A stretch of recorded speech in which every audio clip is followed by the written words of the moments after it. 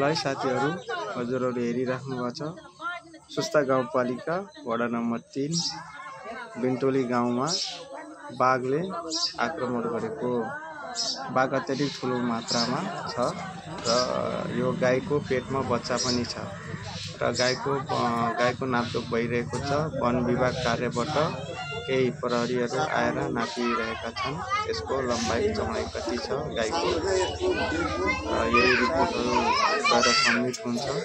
अब यसको क्षतिपूर्ति पक्कै पनि मिल्नेछ र त्यसको हेर्नुहोस्, यहाँनिर साइडमा हेर्न सक्नुहुन्छ गाईलाई बाघले आक्रमण गरेको दाँतका छापहरू पनि छन् र बाघका केही पन्जाहरू पनि फोटोहरू छ जुन मैले हालेछु हेर्न सक्नुहुन्छ।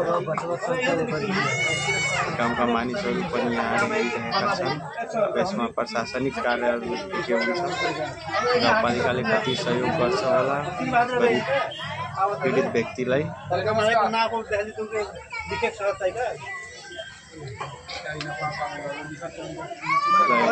कमेन्ट गर्नु यसमा के सहयोग मिल्छ गाउँपालिकाबाट, वन विभागबाट, स्थानीय सरकारले के सहयोग गर्छ उहाँलाई पीडित व्यक्तिलाई।